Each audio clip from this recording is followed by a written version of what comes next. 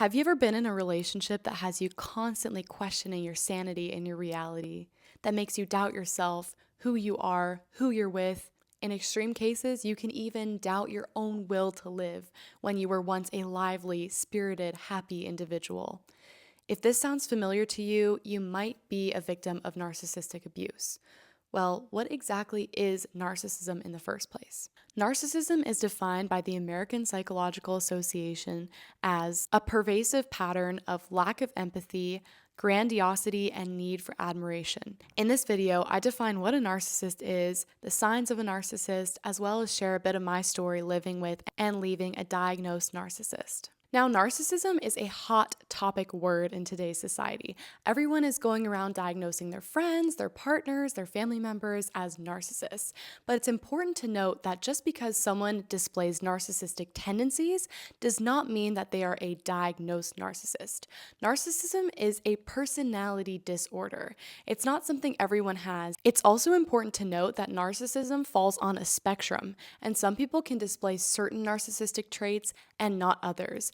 In addition to that, there are different types of narcissists. So if you feel that some of these generalizations don't apply to your specific situation, it's important to understand the types of narcissism there are. With that being said, there are typical signs of a narcissist, and the acronym S.P.E.C.I.A.L is often used to describe narcissism or narcissistic presenting people. S in S.P.E.C.I.A.L stands for sense of entitlement. Narcissists think they're owed everything. They think they're just different. They're built different. They're the star of the show, the main character energy. So they think that they're entitled to special treatment, better behavior, and just they're different and they're better than other people. The P in the acronym stands for preoccupation with beauty, power, and praise. Now, narcissists love to be seen as the best, the most beautiful, the smartest, the most powerful person in the room. And it's funny, but most narcissists tend to be highly ambitious, highly success-seeking people. E stands for entitlement. In a similar vein, narcissists are entitled. They think that they are owed special treatment because they are special themselves. The I in S.P.E.C.I.A.L acronym stands for interpersonally exploiting for personal gain.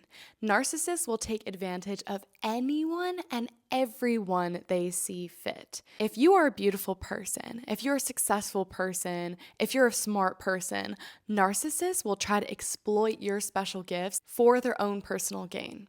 Let's say you're beautiful. They want to show you off. They want to say, look at this beautiful person I own. Let's say you're really smart. Maybe they want to take advantage of your business acumen in their own business or career. A in S.P.E.C.I.A.L stands for arrogant. Narcissists are extremely arrogant. They walk around with a sense of pride.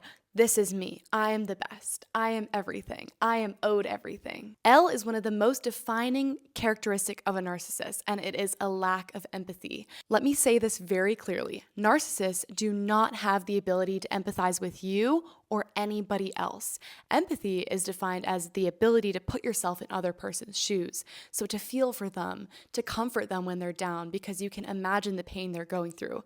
Hyper-empathetic people even feel the pain of someone else and they feel guilty and they're pushed to help or inspire or motivate those that are down on their luck. Narcissists, on the other hand, will not for the life of them acknowledge someone else's struggle, pain, especially if they're the one causing it. M in the S.P.E.C.I.A.L acronym stands for must be admired. They have a need for praise, they have a need for attention, and they want to be the best, and they want other people to say that they're the best. E is envious of others. Narcissists tend to be the most jealous people. Envy of a narcissist ties back into their entitlement and their arrogance. They think they're owed or they're deserving of special treatment. Why do I think it is so important to talk about narcissism and define narcissism and have a clear picture of what it is? I myself was in an intimate partnership with a narcissist for almost 4 years, and that relationship nearly destroyed me. You see, I took a psychology class in high school, and I've always been interested in it. I knew what narcissism was, but I wasn't able to recognize the pattern of narcissistic abuse that I face in my own interpersonal relationship. That's because I was with a diagnosed covert narcissist. I get a lot of questions when I post that he was diagnosed and why and how I knew that. We were in couples counseling. In the couples therapy, my couples counselor pulled out a DSM-5 book. This is a standard book that all therapists and psychiatrists and psychologists use to diagnose individuals with personality and mental disorders. My therapist told me that he displays extreme traits of covert narcissism. Covert narcissists aren't your grandiose narcissists. They're not loud, they're not attention-seeking, they don't outwardly want praise or seem to want praise, but they do. Covert narcissists are the sneaky people that have two personalities, like a Jekyll and Hyde character. On the outward, they're really giving, they're really kind, they're everyone's best friend, they rush to the aid of other people, but with you behind closed doors, they're tormenting you with cycles of abuse, gaslighting, manipulation, lying, stonewalling, these traditional narcissistic weapons that they employ on their victims. My narcissist hid his colors very well in the beginning of the relationship. He was the dream partner, very attentive, very sweet, very caring, very lovely with me, and as soon as we got engaged and we took the next step in our relationship and we lived together, that's when he flipped the switch and suddenly he became nearly unrecognizable to me and my loved ones. That's when I learned he love bombed me in the early stages of the relationship.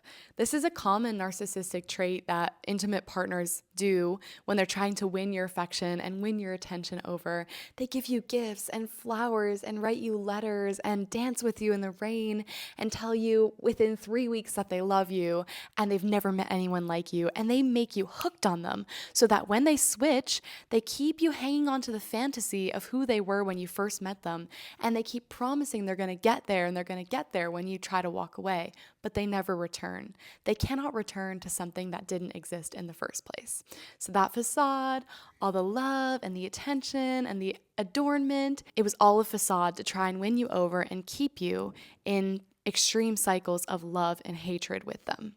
When I was in my narcissistic partnership, I was constantly walking on eggshells around my partner. He had an extreme temper that lit up out of nowhere, and anytime I wanted to confront him about an emotional issue we face in the relationship, he would very conveniently flip the switch and turn everything back on me. He would gaslight me. He would tell me that what he said never happened, what he did never happened, and he would often accuse me of the very things that he would do to me. It was a very bizarre and bewildering experience. And what developed from this narcissistic relationship was very tragic. I faced a lot of physical and emotional issues. Physically, my skin was breaking out in eczema and acne. I've taken every steroid topical treatment there is, and I could not contain my eczema outbreaks when I was with him. Not to mention, I had headaches. I needed to sleep all the time. Despite sleeping 8 or 9 hours at night, I felt like if I didn't take a midday nap when I could, I would not be able to function. I had the worst brain fog. I started losing my memory, a symptom of PTSD. Unfortunately, a lot of survivors of narcissistic abuse develop PTSD. And memory loss is a symptom of PTSD. My gut was a mess. I was diagnosing myself with a new physical disorder all the time. IBS, migraines, anxiety attacks, everything under the sun. I thought I had it because I simply didn't understand and recognize the warning signs.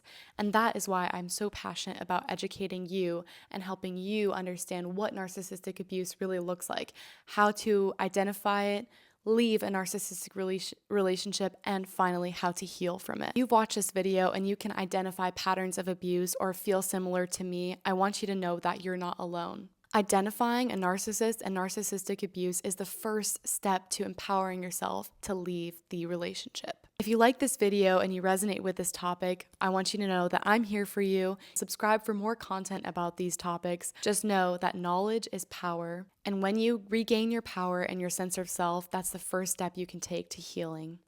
Thank you so much for watching. I love you all so much, and I'll see you in the next video.